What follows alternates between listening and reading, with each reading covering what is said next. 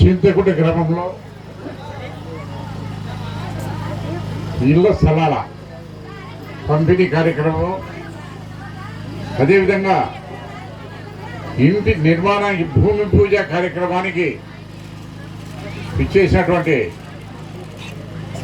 మన DCC bank chairman Shri తిరుపారెడ్డి గారు, మన మైదుకూరు నియోజకవర్గానికి స్పెషల్ ఆఫీసర్గా వచ్చిన రోహిణి గారు, వేదిక మీద ఉన్నటువంటి నాయకులు, అధికారులు, మరి ముఖ్యంగా ఎన్ని రోజుల నుంచో కలలు కంటూ ఈనాడు ఆ కళలు నెరవేరే రోజు వచ్చినటువంటి ఈ యొక్క మంచి రోజున మీ స్థలాల్లో ఇల్లు కట్టుకుంటూ ఒక సొంత ఇంటిదారులుగా కాబోతున్నటువంటి ఇక్కడికి విచ్చేసిన సోదరులు సోదరీమణులందరికీ కూడా నా హృదయపూర్వక నమస్కారం తెలియజేస్తున్నాను. మరి ముఖ్యంగా మనం చూసాం, గత ప్రభుత్వాలు చూసాం, మీరు ఇంకా పెద్దవాళ్ళు ఎన్నో ప్రభుత్వాలు చూసుంటారు. మరి జగన్మోహన్ రెడ్డి గారు ముఖ్యమంత్రి అయ్యి కేవలం 1.5 సంవత్సరం మాత్రమే ఉంది. ఆయనకి ఎలక్షన్ ఇంకా 3.5 సంవత్సరాలు ఉంది. 5 సంవత్సరాలు ఒకసారి ఎలక్షన్లు వచ్చాయి.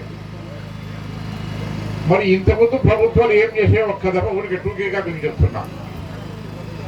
2014 ఎలక్షన్లో అప్పుడు చంద్రబాబు నాయుడు తెలుగుదేశం పార్టీ మీటింగులు పెట్టి కడపలో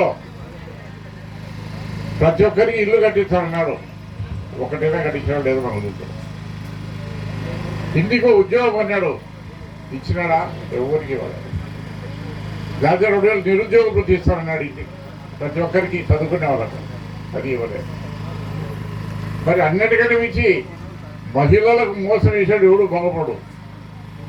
మీకేమి చెప్పినప్పుడు డ్వాక్రా రుణాలన్నీ బాకీ ఉండేటంటే మాఫీ చేస్తానడా లేదా చెప్పాడు. బంగారు ఏదైనా బ్యాంకులు పెడితే ఇడిపిస్తారన్నాడా లేదా? ఇంకా అంతకంటే ఇక్కడ బెల్ట్ షాపులు, ఇంతకుముందు బెల్ట్ షాపులు ఊరు కొనేయాలేవా? మరి ఇక్కడ ఎక్కడే కానీ బెల్ట్ షాపులు మనం చూస్తానమా? అందుకనే బెల్ట్ షాపులు ఉండి కుటుంబాలు సాగి నాశనం అయిపోతాడనే ఉద్దేశం మీద ఇప్పుడు జగన్మోహన్ రెడ్డి గారు ఒక పాలసీ పెట్టారు.